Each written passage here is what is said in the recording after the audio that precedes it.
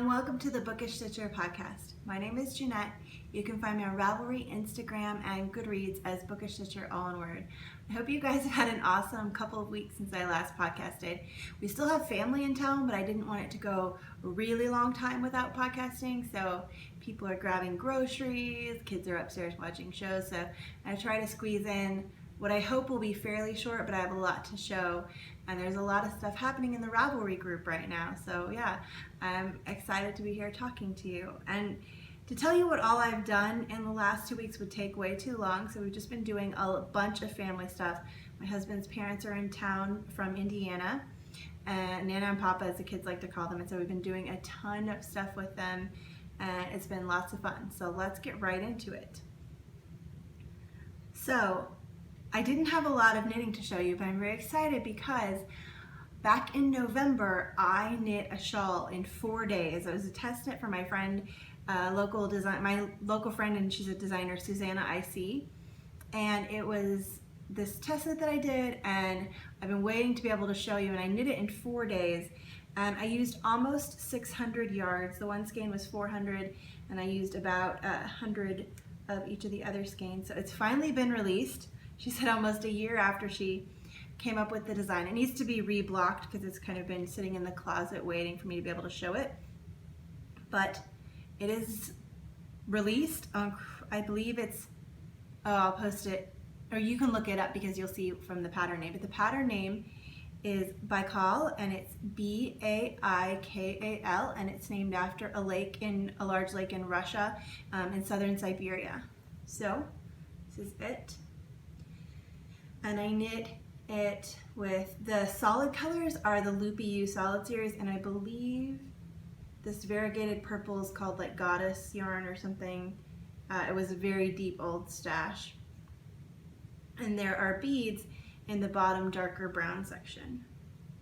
Some purple beads that I had. And it was a really fun test knit, and I don't know how I knit this in 4 days, probably less than 4 days, but I finished it up on election night, so lots of knitting time then, and yeah, it's done, and it's been done for forever, but the pattern publishing part is done, so I can finally show it to you. And this is BookishStitcher KAL by Susanna IC. And then I have some finished objects from in the recent finishing.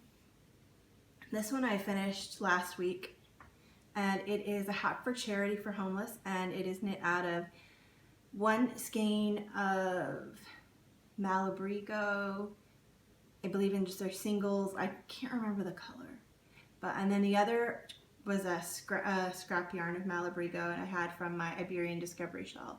But it's super squishy. I love the way these singles knit up, and I think it's going to keep somebody really warm. And I'm trying to get a whole bunch of hats for homeless knit up by mid-July. And then another finished object, half finished, I finished for my son. This is his first sock. This is out of my yarn. This is on my own colorway, and it kind of did micro stripes, which is really fun, but then the heel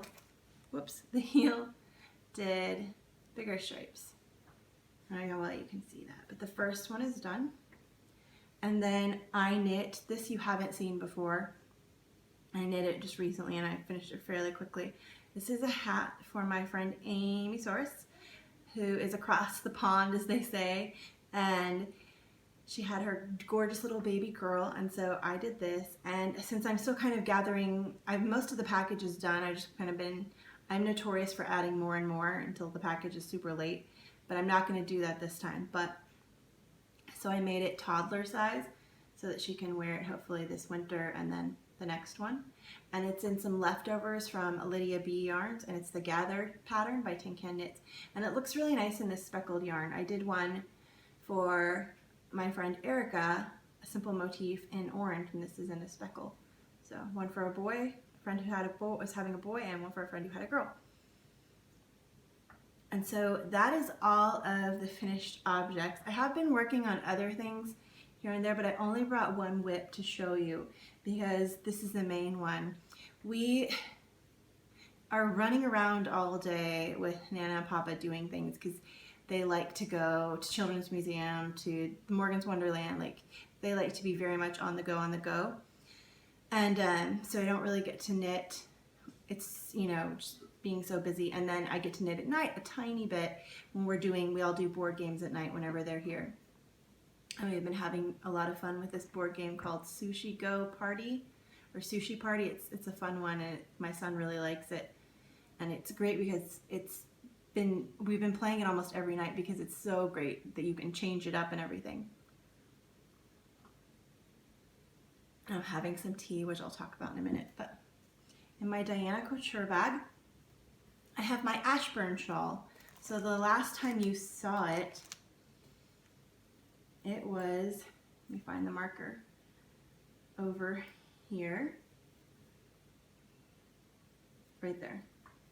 And I have knit from that marker all the way over to here. So I finished with the green and cream section. It kind of reminds me of my friend Robin because she had a pair of green and cream socks. But it's green and cream on the shawl, and then I'm now in the cream section, which is a slip stitch pattern. And then the final color, which I'm really excited to add in, will be this very light blue. And these are all, it was a set that was done by Skein yarns, and there was a Highland, the Cremia, and then this is Perfect Day. So after the slip stitch section, it returns to kind of like this on the other end. And that's been what I've been mostly knitting on, with other stuff in between. And so now that knitting is out of the way, Tour de Fleece has started, and my friend Brenda, a Good Yarn, suggested that we have a team. So we do have a Tour de Fleece team, and Brenda's been awesome, and everybody else in the thread, thank you so much for joining in and chatting. It's on the BookishStitcher podcast group on Ravelry. And so I did not make my goal of getting my loop bump off the wheel before it started, but I'm just gonna, you know, try to spend an hour a day, and that will help me get that done, and it's fine. I'm not gonna beat myself up over not finishing that because I probably would have had time, but you know, we had family come in a lot earlier than I thought they were. And so I brought down the other things that I wanted to try to spin during Tour de Fleece. So I have this bump of a Rin and Ollie in the Orange Lagoon colorway, and this is old, like over a year I believe, so I really want to spin it up, and it's going to be a gradient. Let me see. And then I brought a couple others. This is, I'm going to try for 4 braids and then finishing up that 5th one that's been on the wheel. This is some October House. And speaking of Robin, I got this when she and I were hanging out at a DFW in 2016. But this is Paris Morning from October House, and it's these grays and purples, and it's very beautiful. And I think most of these are superwash merino blend or superwash nylon blend. So that's a bamboo and merino. And then this one I believe is a fiber optic called Cream to Raspberry or Raspberry to Cream. And I took it out of its packaging foolishly, and it's kind of falling apart. But it's gorgeous, and I really like having bamboo or silk in my fiber, and I have a lot with that because it spins easier for me. I know it's all personal preference. And then the last one is one from Three Waters Farm. I don't remember the colorway because I took it out forever ago to prep it, and I just never got to it. And so this is that one. And it's beautiful, and I just need to get it done. I think this might even be going to someone. I need to see if, yeah, I'm pretty sure this is going to someone. I just realized, like, I was probably supposed to spin this up for someone, and I haven't done it in forever. I need to go check on that. So, yeah, lots and lots of spinning coming my way. My in-laws have been here for a couple weeks, and they're still going to be here through the end of this week almost. So hopefully I can block off a little bit of spinning time here and there. I did spin on the first day of the tour. I really wanted to do it because, you know, having a team and stuff, I wanted to at least participate, and so I spun was right before midnight, so not the best time to be spinning because it was really dark. I posted a picture or a video on Instagram for my story, and it was really dark in my room, and I couldn't really see because I don't have a lot of light in there that can fill up the room very well. But that is all the spinning. And then for group news, we have our WIP It Good KAL going on right now with Undead Heidi and Crocheting Hoovian. And I need to put up a thread for that. I'm really sorry I haven't been on Ravelry while my in-laws have been here, just because we've been spending a lot of family time and I don't want to be off hiding away doing a lot of Ravelry stuff while they're here. I don't want to be rude. So I've just been hanging out with them and the kids and having lots of fun. And then we have our Read Along. This is starting now in July, our Read Along for the Cardiac KAL with the lovely Pinhook and Needles ladies. Hi. They asked me to join with them on this, which is so kind of them, and they're just so sweet and so fun. And so anything red you can knit, and that counts. And I'm trying to remember, I can't remember right now when it runs till, but I will put up a thread for this. And I'm going to do a preemie hat for it. I have this really pretty red yarn that I know will be great for that, and we'll come up with some prizes and things. And I already talked about Tour de Fleece, and we have the team and what I'm going to be spinning.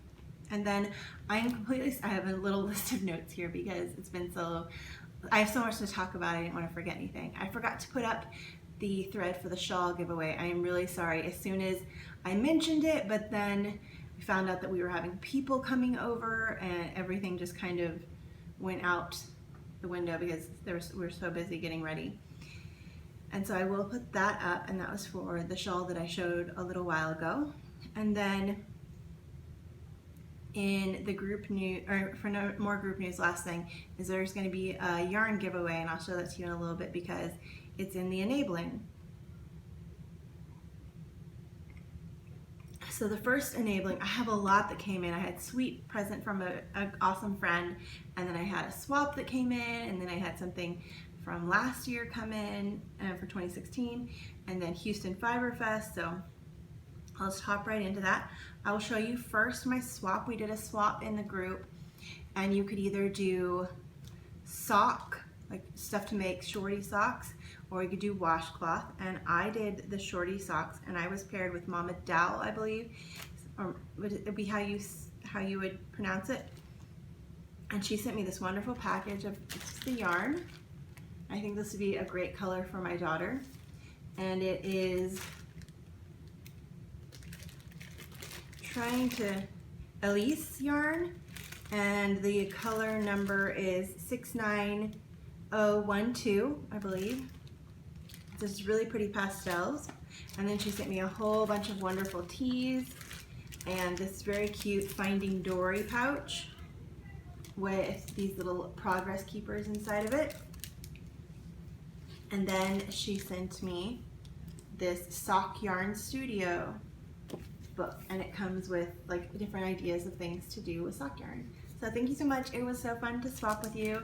And I think she posted the thing that I sent her on the Ravelry group, but like I said, I have not even gone on to Ravelry other than like, I think I bought a pattern, or I downloaded a pattern since before they got here, when we found out they were coming. So there was the swap.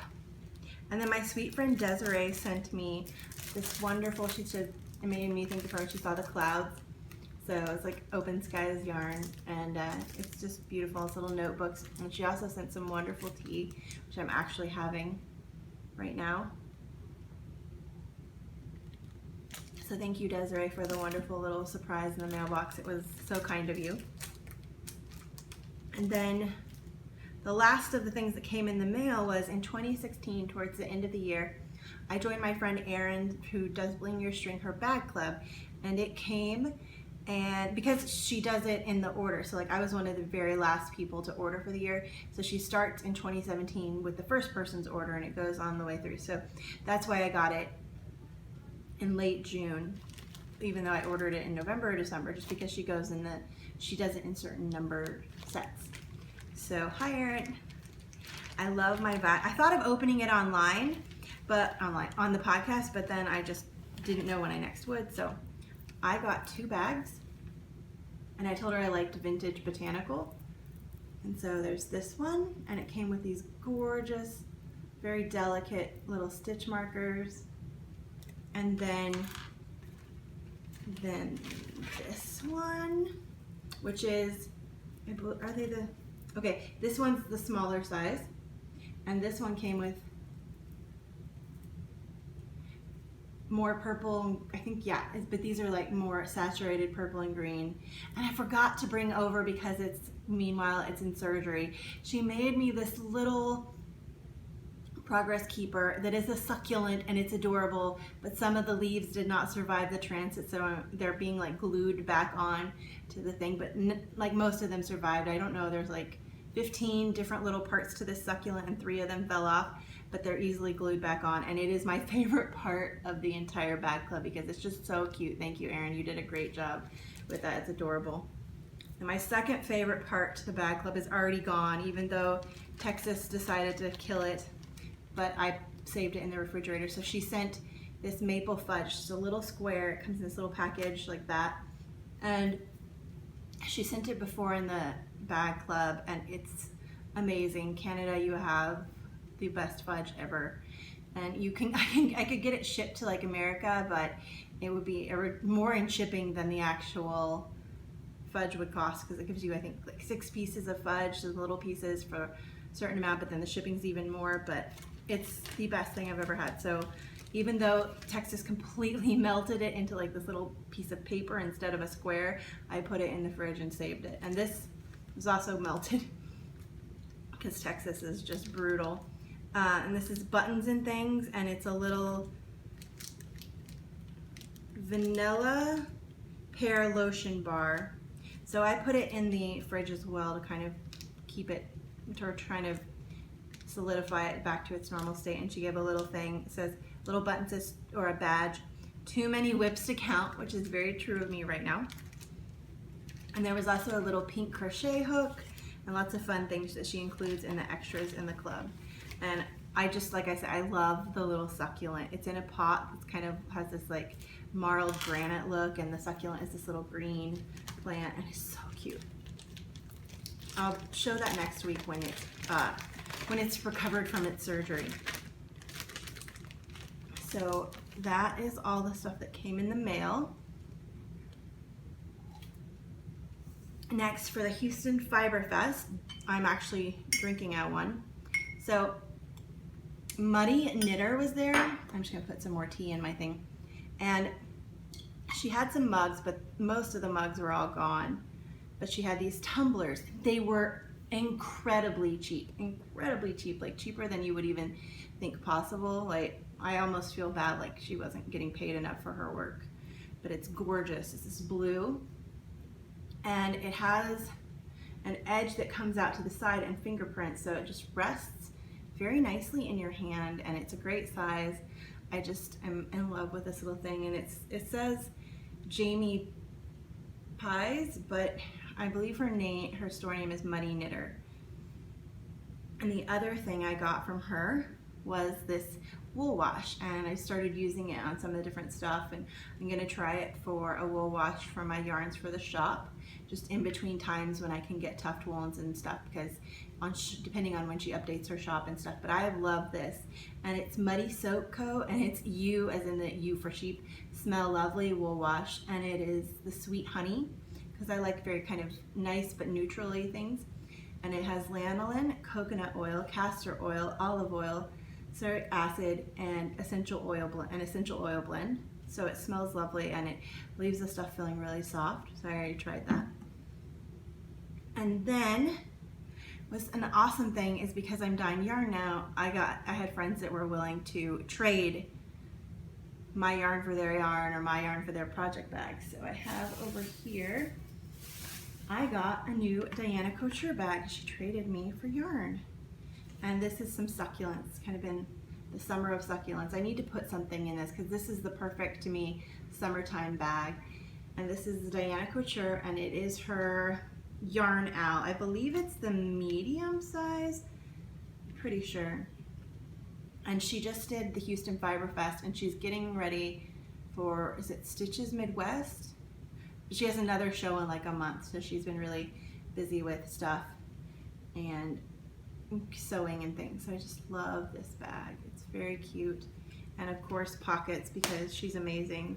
And the snaps are so well done. Yeah, it's green on the inside and a little pocket. So thank you so much again for being willing to swap with me. And next thing I got is for you guys. This is the giveaway. So I've been wanting to buy, this is a friend of mine, Anna, and I've been wanting to buy this yarn color for forever because I loved it so much. And now I've bought it, but I'm passing on the love to one of you. So this is the Bali colorway, and I believe she said that this was a collaboration with Jimmy Beans, and just 3 different dyers got different parts of the book Eat, Pray, Love, and they got Bali, and this was their color interpretation of it. So it is her high wire 3-ply, 100% superwash merino, fingering weight 490 yards, so it'd definitely be enough for a large shawl. And so this is going to be a giveaway, and the prompt for this will be if you were going to go explore some country and write a book about your adventure, where would you go? Like, I know she goes to different countries and Eat, Pray, Love, and what would be your main, where would you go, and what would be like the main reason why? Like if you're a foodie and you want to go to Paris and try the food, or if you are really into sheep and you want to go to Shetland, or if you are really into history and you want to go to Russia, or if you love kangaroos and you've always wanted to go to Australia. So it's just something like that. I hope that makes sense. But that will be in the BookishStitcher podcast, and in order to win, you have to be a group member, just like always.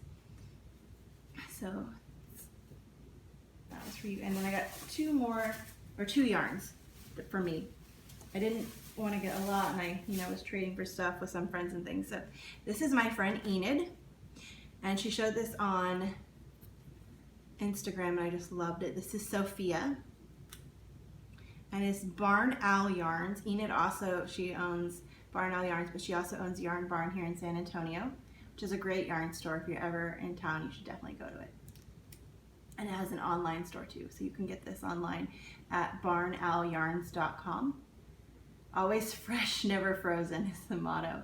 But this is Sophia, and it's a single with 70% superwash merino, 30% silk. Very lovely colors, and I just thought it was beautiful. So thank you, Enid. And then this was something that I wasn't sure I was going to get. I went with my friend Summer, who is Summer Yarns, and one of the hosts of the Kitchen Stitches podcast. And she kind of helped talk me into this because I wanted it really bad, and I'd never tried this yarn, but I would not normally pay this much for yarn ever. So this is spun right round, but when you only get 2 skeins, then you can spend a little more on each. But this is spun right round, and it's her squishy DK, and the color is Midnight. So it's just beautiful, and it's 250 yards. So this DK weight yarn is about what, like in my Etsy shop, the Open Skies yarn, you could get the Silky Merino fingering for this about the same price, 20 cents.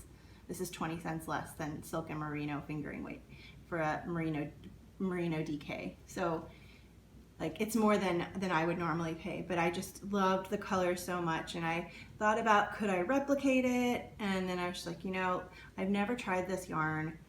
We'll do this once. So spun right round. I now have a skein of spun right round.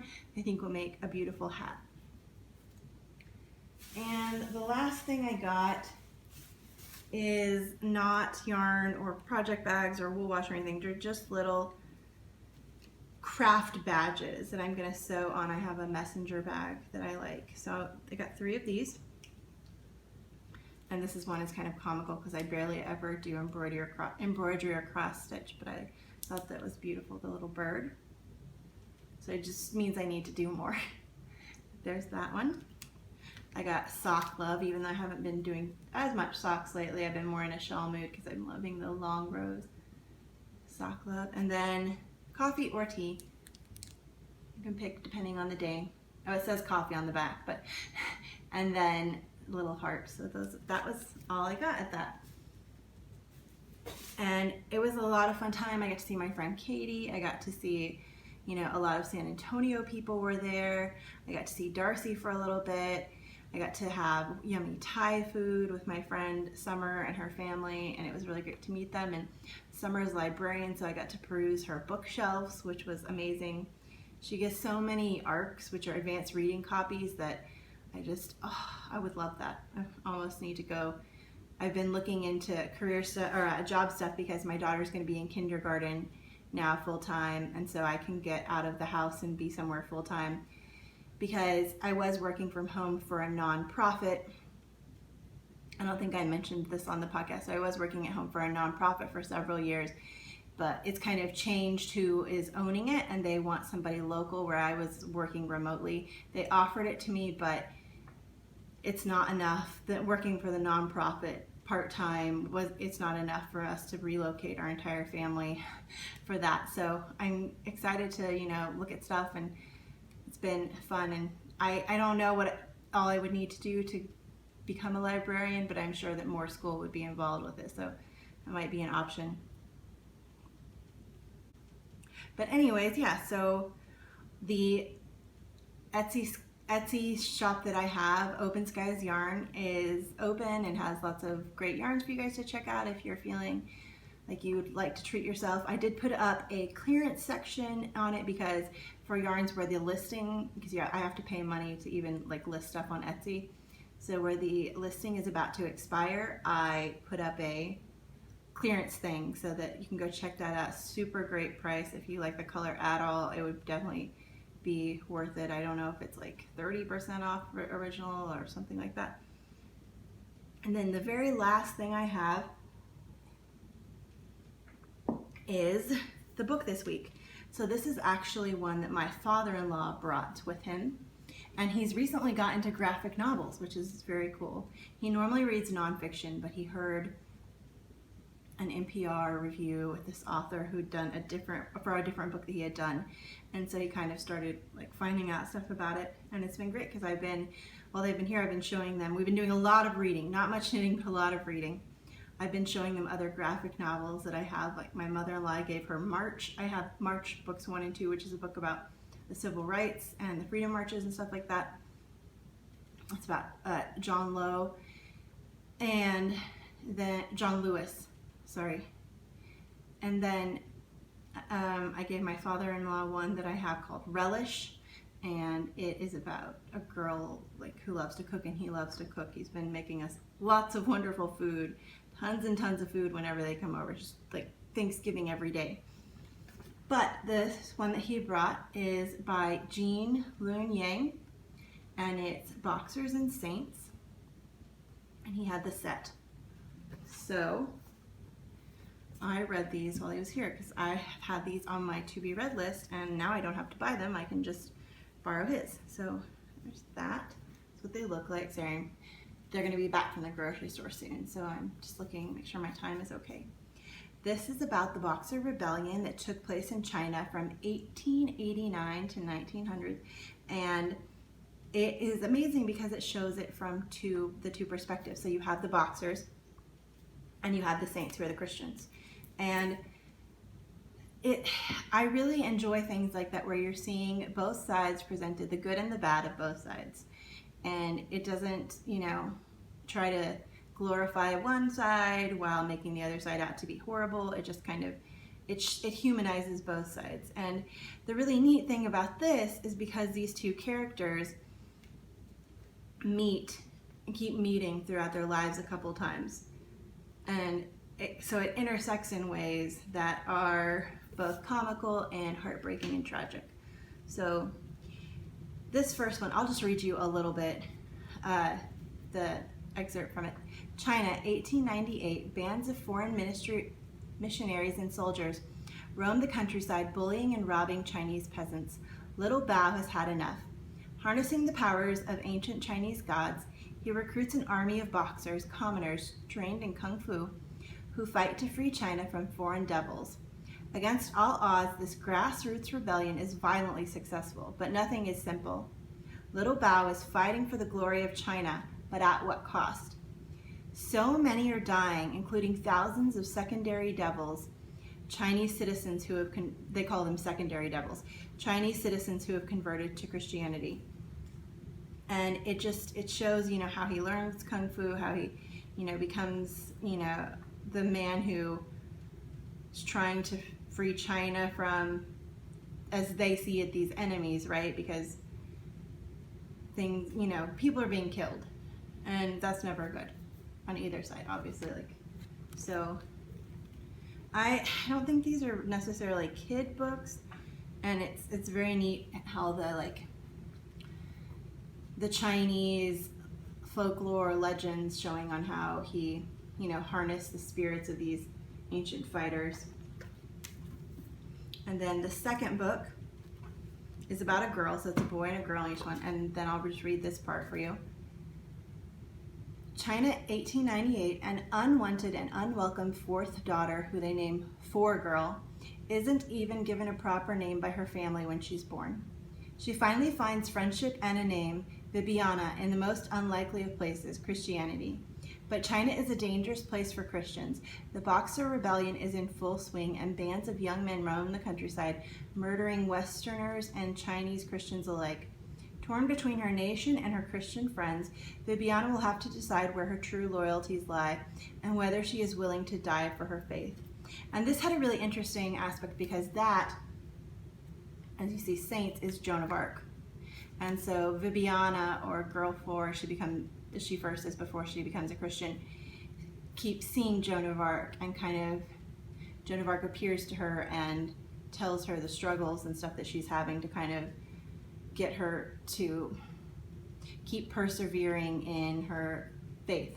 So I thought this was really well done, and if you like graphic novels, I think that you would definitely like it, and you could probably get them at your library. So that's what it looks like, Boxers and Saints.